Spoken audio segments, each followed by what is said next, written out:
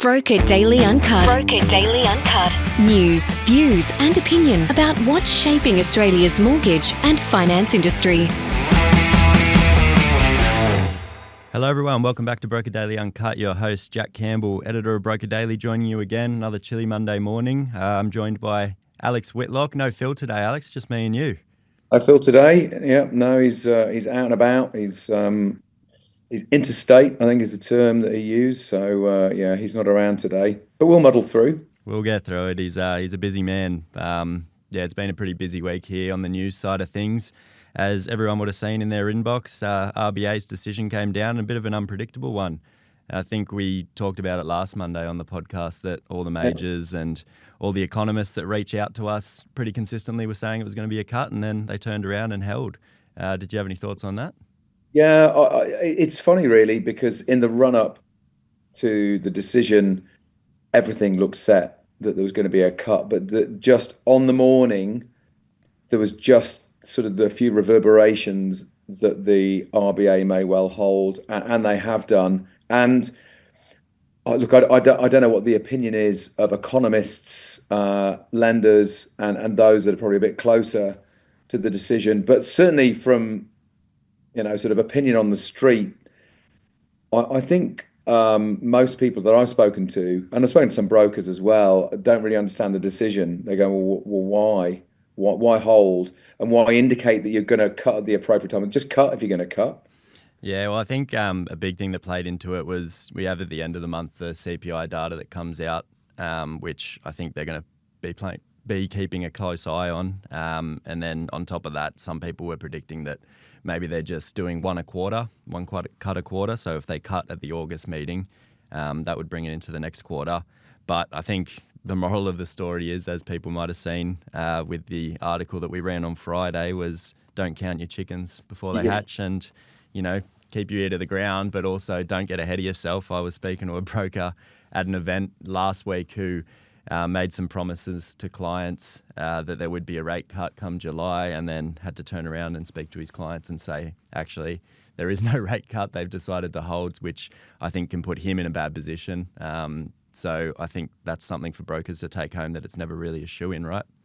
That's really interesting, and you almost become complacent, right? Because you got to remember that you have forecasts from respected economists, pundits, et al., but none of it comes from the RBA. The RBA doesn't say we're going to cut rates when we meet. They make their decision very close to that meeting, and then they announce it on the day. So you can kind of end up, sort of thinking that, as you say, it is a shoe-in, and you do take it as a given that what the pundits say is what's going to happen. So, it's you can't get too complacent on what's expected from the RBA.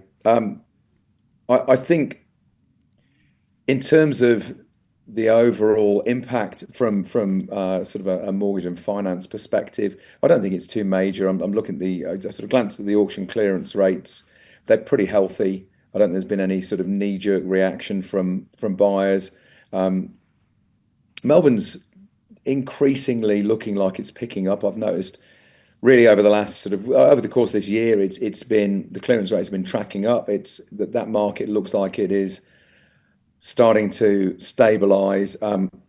I think some of the deeper problems with Victoria and with Melbourne particularly will take a while to wash through, but you're starting to see some green shoots of interest there. Don't know whether it's investors or whether it's owner-occupiers or first-time buyers. It'd be interesting to get some data on exactly what is moving the market. But clearance rates have been, they're all sort of, the main centres are up in the sort of 70s this week, I believe. Melbourne I think 75, Sydney I think 72 or 73, Canberra was up in the 70s, Brizzy maybe down a little bit, not sure. Yeah, well, it's good to see Melbourne turning around. It's had a bit of a rough time for the past few years. I think as soon as the rates started to drop in February, there was a lot of investor activity, but now first home buyers are coming into the mix a lot more. But Trent and I were talking about on the podcast last week, the Finance Specialist podcast, which releases tomorrow, that, like you said, a 25 basis point cut is not going to make a world of difference to borrowers. I think it's just more of that optimism hit. But again, a lot of economists have come forward, said August is a certainty, but if anything to take away from Well, just like the July, previous uncertainty. yeah, if there's anything to take away from July, it's never a certainty. And as you said, they can make the decision on the day. I think this one was interesting because they posted the voting results and there were 6 in favour, 3 against. So a bit of disparity there amongst the RBA board themselves. So uncertainty, the word of 2025, and it keeps on trucking on. But we'll keep you updated with whatever happens. August cut incoming. We have a month to go. We'll just throw to a quick break. We'll be back after this. And we're back with Broker Daily Uncut. Now, Alex, you were telling me something before we jumped on. Pretty exciting. A bit of a roundtable you've got going on behind the scenes. Did you want to share that with the audience? Yeah, so this is for one of the other brands that I work on. So real estate business. We're going to do something a little bit different on there. I don't know whether this might also be a good focal point for Broker Daily. So one of the things that's getting, obviously, real estate is, as with every industry sector, is getting hit, transformed, new opportunities occurring with the very rapidly advancing sort of technologies that are available. And so we're looking at with a partner, with a sponsor, launching and quite a new thing for real estate business, which is going to be a disruptors and innovators round table or a quarterly luncheon. So it's rather than sort of a stiff round table. I think what you're going to do is you're going to kind of get a luncheon together. I think, with disruptors and innovators, you get a chance for a bit of a mixed bag there, Jack. You've got agents that are really carving out market share for themselves. You've got larger groups that are moving quickly. Just because you're large doesn't mean you've got to be slow, although some of the larger real estate businesses are definitely fairly slow. And you've also got those that are sort of behind the innovation and technology. And this was really inspired, to be honest, by what you and Michael have introduced to Broker Daily. I'm really sort of coming back into that incredible broker innovation event that you guys put on for Sydney, and I know you're working on one for Melbourne. So that sort of fed into my sort of thought process for real estate. I thought, wouldn't it be great to get together sort of a cross-pollination of sort of leading thinkers, not necessarily the biggest and sort of the boldest, but certainly those that are actually stirring things up. So it might be something, I don't know. It's a format that would work quite well certainly for mortgages. Look, I don't know how you guys would think about doing that, but you do it on a quarterly basis. You get a chance to get, and if you frame it as innovators and disruptors, you're not labeling it in major businesses or award winners. It sort of opens it up to people that are really starting to inject new thinking, new technology, and disruption into the marketplace. And I think there'll be a lot of interest. I know there'll be a lot of interest in real estate. Something to translate well to mortgage broking, mortgage lending, and the whole sort of third party ecosystem. Yeah, definitely. I find roundtables are such an effective format for engaging people and getting good content out of it too. We ran one on Broker Daily a few months back, a commercial finance one where we just got a bunch of brokers in the room to chat through, opportunities, challenges, what's going on in the industry. And it's really eye-opening to hear from the people at the coalface what's going on. And then I was lucky enough to go along to a smart property investment one with a bunch of investors in the room just talking about their experiences. And I think getting people in the room who are in amongst what is going on is such a great way to learn for everyone. They all bounce off each other. We get to record and get some good content out of it. So I think it'd definitely be worth doing on Broker Day. It's exciting to see that you're doing it over on the real estate side and continuing the innovation theme, because I find people can get a bit lost with what's going on. It seems to be rapidly expanding tech and AI and all the fun words day by day. So a bit of a refresh and getting up to date with what's going on in the market is definitely a positive for those who are utilising this tech, right? It's also an opportunity as well, Jack, outside of looking within the sort of the ecosystem, to look at the customer, because you and me, we're all customers, right? And and I think we can often end up looking very inward at sort of the tech that we've got, but actually sort of having time to consider what's happening outside, what customers expect, and in real estate particularly, it's changing rapidly. Yes, of course, if you look at the sales side of real estate, sort of if you're selling a house, you want to have, sort of the maximum sale price that you can possibly get, but you've got another side of real estate, so you've got managing and running a rent roll. So then there's some mechanisms in there. Your customers, if you run a rent roll, are investors, because they're putting their rental property with your agency. So then you look at, sort of what the expectation is of investors. So you've got kind of I think, there's an opportunity to be looking at innovators and disruptors. What are people looking for in their relationship? And this is all going to translate back into whether I'm going to a broker to get advice around getting finance, be it for investment, be it for an SMSF, be it for, sort of a first home, or be it for, sort of, trading up or trading down. So the way that I'm going to look to do this for real estate, I think rather than sort of one of the sort of the smaller 6 or 8 or 10 people around a table, I'm thinking about making it a bigger thing, maybe get 25 people, so that they can network within themselves. And I think, as creators of content and harnessing innovation for journalists, you can kind of capture some stuff direct, but you can also create a forum where people can actually go and share a bit of knowledge and sort of network and chat, So anyway, I'll keep you posted on that. Yeah, I'm excited to see where it goes. Might have to steal it for Broker Daily because we all know Sure. brokers love to network. It's their bread and butter. We'll just throw to another quick break. We'll be back with more content after this. And we're back with Broker Daily Uncut now. We were talking about rates before, Alex, and I know that we didn't get the result that some people were hoping for, but some good news off the back of the 2 rate cuts we have had this year. Mortgage stress, it's at a 2-year low, so household savings are coming up and people are feeling the strain a little bit less thanks to the action from the RBA. Some good news for borrowers? Definitely good news. Just very quickly back to rates, Jack. Whether they do or whether they don't at the next meeting is one thing in isolation. I think the thing that's going to be very interesting is the longer term trend and where this cycle ultimately takes interest rates to. We've come off the back of very, very low interest rates for a very, very long time, and even pre-COVID, they were heading down. We've had a really long period of time with really low interest rates, but and I'm sure plenty of people tuning in will remember perpetually high, sort of a perpetually high base rate.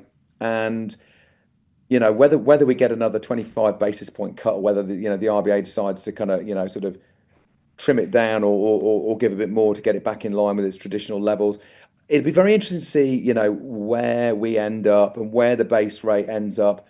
And if we can end up with something that's a little bit more stable, because it is tough on borrowers. I mean, I was very, very, very concerned for the perpetually sort of, we were on sort of 10 basis points for an incredibly long time, relatively speaking, and people get used to that level, right? And it doesn't matter what you say, and even the RBA, ludicrous comments from the RBA that this was going to carry on into, I think 2024 was this is the time frame. So I'm really keen to get some sense of where borrowers and then those that advise, where that's going to end up being. But then you've got the whole educational piece when you're sort of sitting with borrowers around serviceability, and then you've got the buffers that the lenders have, but they change from time to time, right? So I think it's going to be interesting to see where brokers are going to be sort of advising their clients as to where rates, may stand, what kind of advice brokers are giving borrowers around planning for rate increases into the future, and then of course you get into the whole sort of, as rates start to come down, obviously, sort of fixed rates become less attractive. At what point you kind of cross that mark where you've flattened out, and then maybe, you've got some attractive fixed rates moving forward. So it's going to be very interesting. Yeah, definitely. I mean, again, we can't really take economists' words for it too seriously because they can get it wrong. But a few people have agreed that they reckon there'll be 2 more cuts this year, 50 basis point total, and then sort of flat out at 3.35%. So if their predictions are anything to go by, that's what they're saying. But again, you can't really predict it. That's the beauty of it. You've got to kind of take it day by day. And I think, again, going back to the conversation I was having with Trent last week, he advises borrowers to prepare for rates to be, 2% higher than what they are, to just have that bit of a buffer just in case things go bad. Because, if you're planning on a cut and it doesn't happen and that leaves you financially out of pocket, then you've just shot yourself in the foot, right?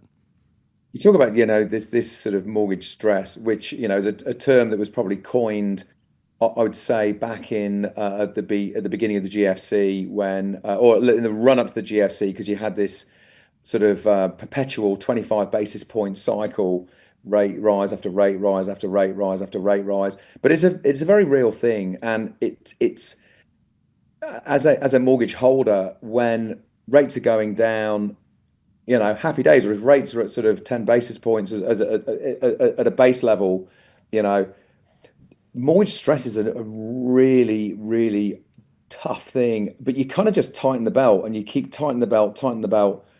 And we haven't ever, in my memory of being in Australia, ended up in really bad level of arrears or sort of repossessions. It was felt like it was going that way during the GFC, or sort of in the darkest days then. But Australian borrowers tend to just like double down on their sort of on their repayments. But yeah, it's again, it's I think everyone should be accountable to themselves and need to be educated. But it's not the responsibility of the broker to make sure the borrowers, as long as you're following, you're staying within the realms of responsible lending, and you're ensuring that your borrowers are well advised. But it's not the broker's responsibility, because borrowers will do what they do and they take on debt elsewhere. And it always ends up being the mortgage that's the thing that becomes the biggest strain, right? But if you've got credit card debt all over the place, and you subscribe to 150,000 different streamings, and everything is a subscription model now, right, Jack? You know, it's made so easy for people to subscribe to this and subscribe to that, and you subscribe to software here and there, and the next thing you kind of nailed down on lots and lots and lots of seemingly cheap subscriptions, $25 here, $30 there, but they all mount up. But the real breaking point can be on that mortgage. So it's something which it's not the broker's responsibility, but it's an area where I think advice around debt is going to become increasingly more valuable. But again, for brokers, you get paid based on the success of acquiring a home, and you're really paid around that. So I don't know how that sort of fits in. I think you'll see some brokers maybe looking at going back to, because they certainly used to charge a fee, certainly before commissions were widespread. And I wonder whether there might be an evolution in that model moving forward. Oh, really? You think that it's going to shake up a little bit in the coming years, and they might bring back a fee model? I think there's an opportunity. I think you can't charge a fee for vanilla home loans, and nor should you. But I think if you in an increasingly more complicated world for the borrower, and where debt becomes increasingly more complicated, and with certain areas of debt where maybe you've got a trust structure, or maybe you're looking at sort of investing and you're highly leveraged and you're needing more complex solutions, I definitely think that there's scope for advice there. I pay my accountant. My finances are horribly complicated, and I very happily pay my accountant to help me navigate my way through that. And a lot of my debt is tied up with investment finance, and I would not hesitate to pay a broker for complex debt-based advice. Totally, personally. But I think if you're a first-time buyer, you're going to pay somebody a $500 fee when you can get it from 1,000 different options, assuming that you're not really sort of tight on your borrowing capacity. But I think I'm not saying you should enforce a fee on every borrower, but I think for brokers moving forward, you should think about the scope to charge a fee in certain areas of advice. Yeah, well, certainly situational. So those more complex investors, like you were saying, there could be, Yeah. room for a fee-based model to come in. You also got to look at the customer, right, Jack? Some customers don't mind paying a fee. That and I think, again, we could sort of stray into realms, which I often explore with Jason on the Business Accelerator, is who is your target market and who you're catering for. And I think with sort of approaching 80% of loans now going through brokers, I think that I think mortgage broking is likely to be something that is going to be disrupted in the future. I think that there is a very considerable concern that if you don't really know who your target market is and what your value proposition is to the borrower, that there are going to be broking hasn't been disrupted. I look at other areas. We report across 20 or 30 different sort of industry sectors through Momentum Media, and if you look at law and accountancy and a host of others, they are getting absolutely bounced around through AI and through disruption. And I think that it will come at some point or other to mortgage broking. Do I think mortgage broking will be replaced by technology? I don't think it will, but I think you're going to end up with very significant operations that maybe harness tools that give them an opportunity to sweep up the middle place in the market. So I think having a really strong value proposition to your borrower, but also being prepared to charge for that in certain circumstances is probably going to be a way forward. That's really interesting. It's the new frontier. Innovation is driving it. If anyone wants to share their thoughts, reach out to me, editor at brokerdaily.au. We'd love to chat more about it. Unfortunately, all we have time for today, but thanks, Alex. We'll chat again next Monday. And thanks to everyone else listening to today's episode. If you want to visit more content, visit brokerdaily.au. Again, if you want to reach me directly, editor at brokerdaily.au. Chat to you again next week. The information featured in this podcast is general in nature and does not take into consideration your financial situation or individual needs and should not be relied upon. Before making any investment, insurance, tax, property or financial planning decision, you should consult a licensed professional who can advise whether your decision is appropriate for you. Guests appearing on this podcast may have a commercial relationship with the companies mentioned.